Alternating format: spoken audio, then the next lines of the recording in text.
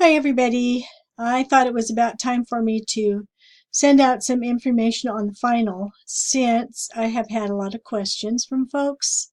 So here we go. This is kind of just the one-page write-up for each of the options that you need to choose. You have two different options. The first one, of course, is if you are actually in the center and you're in charge or partially in charge, or you can actually rework your center. So really it's a redesign of your center, maybe in conjunction with other folks that you work with, but it really is redesigning, reorganizing, rearranging your center, and you're going to include at least the development of 3 learning centers from the list that's there.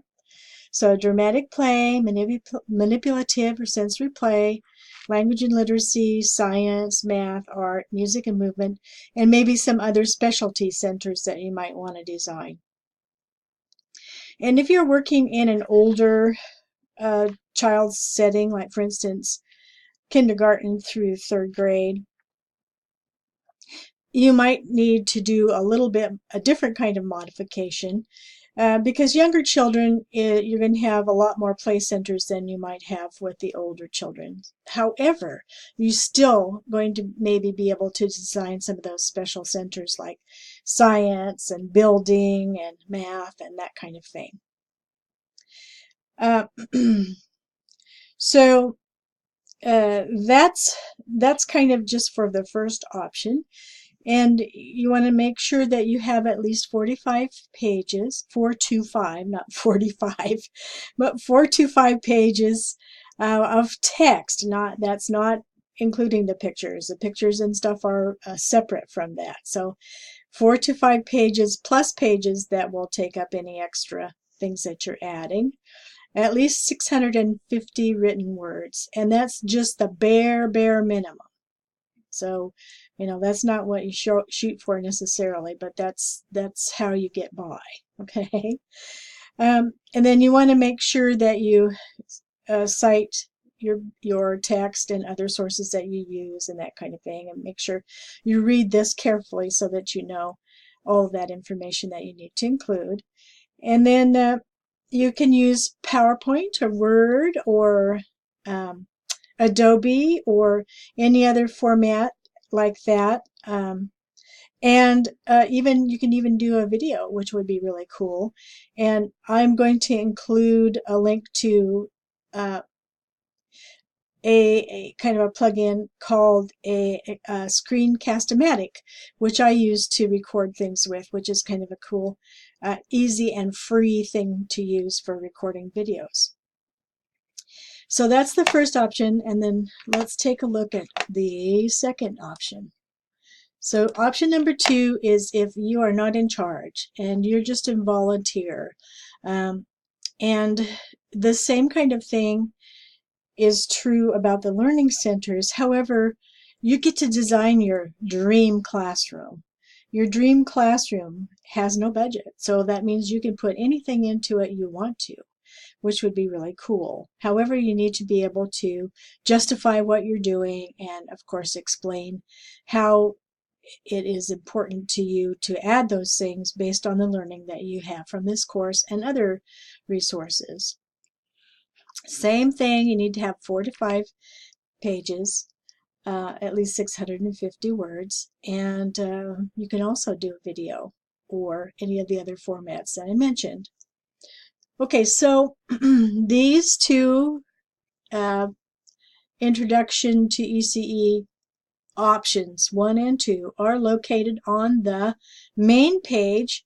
So if you just scroll down, you'll find the links to them. They're also in the files section. You might have to look for them a little bit, but they're in there. And they're also located in the syllabus. So those are there for you. Then I want to go to the very last page right here. This is the final project. You find that in modules and the very last week 11 module.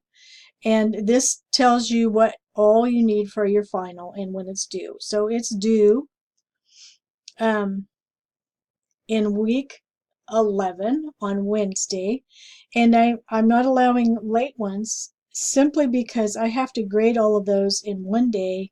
So I have, like, if you post it on Wednesday, then I have Thursday to grade everybody's papers, and then I have to have all my grades in by Friday, by the middle of the day. So that means that I'm kind of under a crunch to get everything graded, and I want to do a good job of grading for you.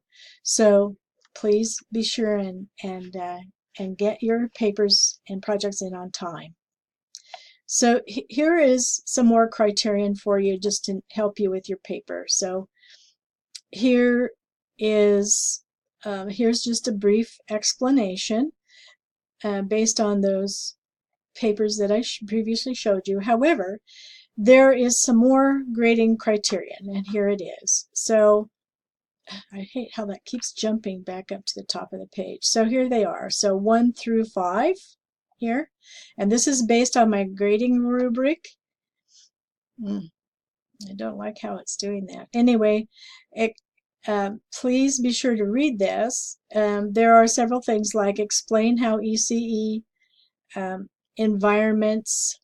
Your number 1 is explain how ECE environments impact young children. And these little bullets are graded. Each one of these is graded, and I gave you an example here. You can do all of the above in a variety of ways. For instance, for the criterion, explain explain the relationship between curriculum and environment. You can just simply explain what kinds of activities would be planned in the centers that you're designing. So that's how you just carefully explain how those two are related. And the same is true here. Now these are based on the grading rubric, which is always found at the bottom of the page. So here's the giant grading rubric that you can see that I'm going to be using to grade your papers by. So please read this carefully. It is included, like I said, in week 11 for you. And then if you still have any questions, or if you want to ask anything specific about your particular project, don't hesitate to contact me, and I will get back to you. If I don't get back to you right away, it's going to be at least within 24 to 48 hours. And as always, if you call me, I may not know that it's you that's calling, so I might not answer right away because of all of the spam and everything else that goes on. So leave me a message, and then I will get right back to you. Okay? All right. So that's it for this, and hopefully you will enjoy this project. It is going to be lots of fun. And as I said, I will also include the link for Screencast-O-Matic so that you can possibly do some video stuff and incorporate that into your project if you'd like. Thanks.